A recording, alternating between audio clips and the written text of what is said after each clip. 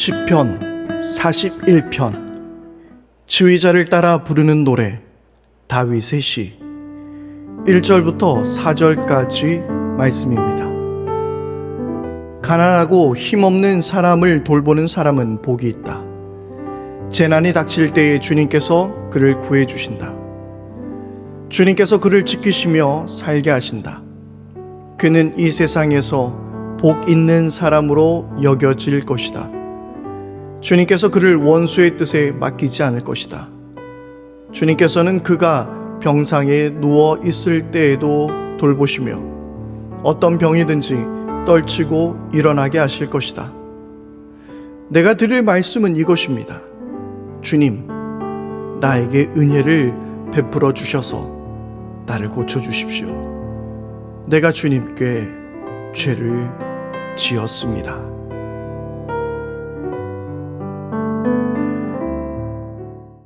할렐루야. 우리의 참 만족이 되어주시는 우리 하나님의 이름을 찬양합니다.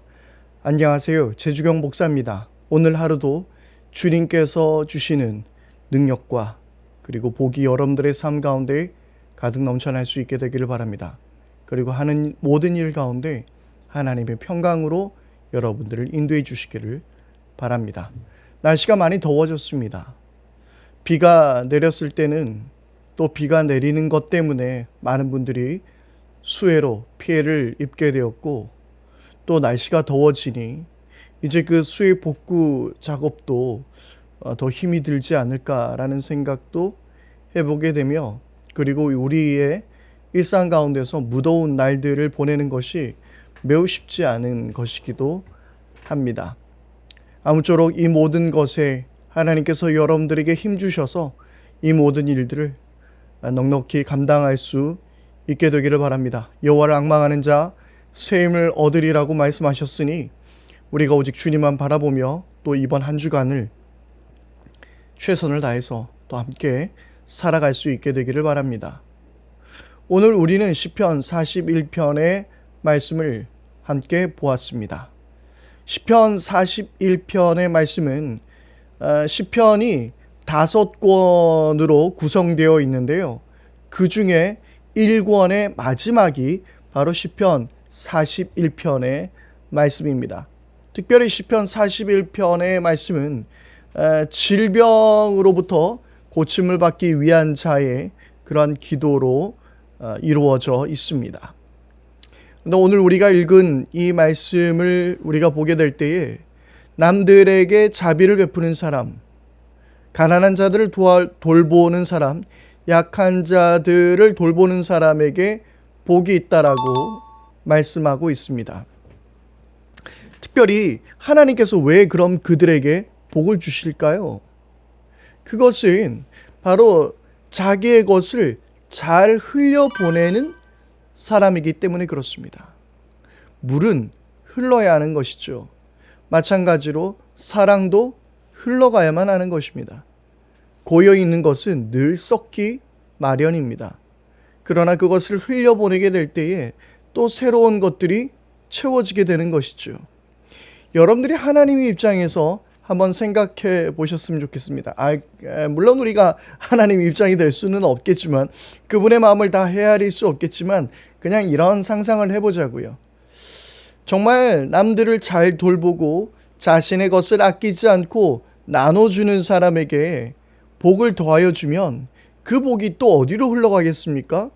그렇습니다. 또 약하고 가난한 사람들에게 그 복이 흘러가기 마련이겠지요. 그가 힘들고 아프면 그러면 누가 또 불편해질까요? 그 주변에 연약한 사람들, 약한 사람들을 돌보는 자가 없어지기 때문에 또 그 많은 사람들이 힘들어지겠죠. 그러니까 그의 건강도 하나님께서 책임져 주신다라고 그렇게 말씀하고 있는 거죠. 그렇게 우리 인간적으로만 생각을 해봐도 그런 약한 사람을 돌보고 그 가난한 사람들을 돌보는 사람에게 더 복을 주고 싶지 않겠습니까? 하물며 전능하신 우리 하나님께서 왜 그를 무시하고 왜 그에게 복을 주시지 않겠습니까? 분명히 하나님께서는 그렇게 나보다 남을 더 낮게 여기고 뿐만 아니라 자비로운 사람, 이웃을 돌보는 사람, 그런 사랑하는 사람에게 하나님께서는 더 큰 복으로 채워주시는 것입니다. 그러나 그것이 우리들의 목적이 되어서는 안 되겠죠. 하나님은 분명히 중심을 보시는 분이시기에 우리가 어떤 마음으로 이웃을 돌보는지, 정말 우리가 복을 받기 위해서 이웃을 돌보는지, 아니면 어떤 이유에서 이웃을 돌보는지 하나님은 분명히 알고 계실 것입니다. 그런데 정말 우리는 어떤 이유에서 우리는 이웃을 돌보고 사랑해야 하는 것일까요? 연약한 자들을, 가난한 자들을 돌아봐야 하는 것일까요? 세상에 많은 사람들은, 선한 사람들도 그렇고요, 또 종교인들도 마찬가지입니다. 그들은 모두가 다 가난한 자들을 잘 섬깁니다. 약한 자들을 돌봅니다. 그리고 NGO 단체, 여러 사회봉사 단체들도 그런 일들을 많이 하고 있습니다. 또한 단순히 착한 성격, 그런 성품을 타고났기 때문에 그런 사람들, 연약한 사람들을 돌보는 사람들도 있습니다. 또 어떤 사람들은 당연히 해야 하는 어떤 의무감에서 하는 그러한 사람들도 있기 마련이겠죠. 그렇다면 우리 그리스도인들이, 하나님의 백성인 우리가 그런 연약하고 가난한 사람을 돌봐야 할 이유는 무엇일까요? 바로 우리가 하나님의 은혜를 입었기 때문입니다. 나도 하나님의 은혜를 입었기에, 나도 값없이 하나님께서 주시는 은혜를 받았기에 나도 그 은혜를 나누는 것입니다. 이것이 매우 중요합니다. 나 같은 죄인도 값없이 은혜를 받았습니다. 여러분, 우리가 이것을 어떤 일확천금으로 이 구원을 우리가 누릴 수 있고 그 구원을 우리가 우리의 소유로 삼을 수 있겠습니까?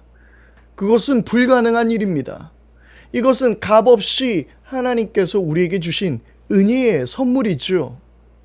그러므로 우리도 그 놀라운, 값으로 매길 수 없는 위대한 선물을 받았기 때문에 우리도 그 은혜를 나누고 흘려 보내야만 하는 것입니다. 여러분, 우리가 잘 아는 성경의 비유 속에서 어떤 사람이 왕에게 10,000달란트를 빚졌습니다. 그런데 왕이 그에게 10,000달란트를 탕감해 주었어요. 이 10,000달란트는요, 굳이 말할 필요 없이 그냥 우리가 수중에 넣을 수 없는 돈이에요. 그냥 너무 큰 돈이에요. 그런데 그것을 탕감을 받았어요. 그런데 그가 길을 지나다가 100데나리온 빚진 자를 만납니다. 그리고 그의 멱살을 잡으며 내 돈을 왜 안 갚냐고 큰 소리칩니다. 우리가 잘 아는 대로 10,000달란트를 탕감받은 이 사람은 다시 왕에게 끌려가서 호된 형벌을 받게 됩니다. 10,000달란트를 빚진 자라면, 그것을 탕감받은 자라면 당연히 나도 100데나리온 빌려준 자를 용서할 수 있어야 하는 것입니다. 나도 은혜를 받은 자이니 그 은혜를 흘려보내야 하는 것이죠. 예수 그리스도의 십자가의 사랑이 우리 마음속에서 깊이 살아있다면, 내가 날마다 구원받은 하나님의 자녀라는 사실을 깨닫고 있다면, 그 십자가가 오늘도 우리 가슴 속에 뛰고 있다면, 나도 값없이, 아무런 대가 없이 연약하고 그리고 가난한 사람들, 어려운 사람들을 도와주는 것이 당연한 것입니다. 팀 켈러는 이 묵상이라는 책에서 이 구절에 대해서 이렇게 말하고 있습니다. 가난한 이들을 보살피느냐의 여부는 은혜로 구원받았는지를 가리는 증거이다. 가난한 자들을 보살피느냐의 여부가 우리가 은혜로 구원받았는지를 가리는 증거래요. 여러분, 그러면 과연 그 증거가 여러분들에게는 있습니까? 여러분들의 주변에 가난한 사람들을 찾아 그들을 돌보고 사랑하고 있습니까? 이것은 단순히 우리가 어떤 단체를 통해서 얼마를 후원금을 보내고 그리고 때가 되면 어떤 연말이나 그런 때에 되었을 때에 특정한 일을 기념하여 이렇게 모금을 하는 것, 그 이상의 섬김을 말하고 있습니다. 그가 무엇이 필요한지, 그의 아픔은 무엇인지, 그가 요구하고 있는 것, 필요로 하는 것이 무엇인지 잘 살펴보고 그리고 사랑하고 그리고 내 것을 나누는 것, 바로 그것이 하나님의 자녀가 마땅히 해야 할 일인 것입니다. 여러분, 사랑과 자비를 베푸는 은혜의 공동체, 그런 그리스도인들이 되기를 바랍니다. 함께 기도하겠습니다. 하나님, 나도 값없이 은혜를 받았습니다. 우리도 연약한 자들, 나보다 어려운 자들을 찾아 값없이, 대가 없이 은혜를 흘려보내며 그들을 섬기는 우리들 되게 하여 주옵소서. 우리 주 예수 그리스도의 이름으로 기도드립니다. 아멘. 이제 우리 함께 기도할 때 오늘은 우리가 좀 결단하면서 기도했으면 좋겠습니다. 하나님, 내가 연약하고 나보다 연약하고 가난하고 힘든 이들을 찾겠습니다. 그리고 그들을 보살피겠습니다. 그것조차 힘들다면 여러 NGO 단체들을 통해서 다른 나라에 있는 어린아이들을 살리고 돌보는 일에 조금이라도 제가 보탬이 되기를 원합니다. 그리스도의 사랑을 흘려보내게 하여 주십시오. 그렇게 우리가 함께 기도하기를 바랍니다.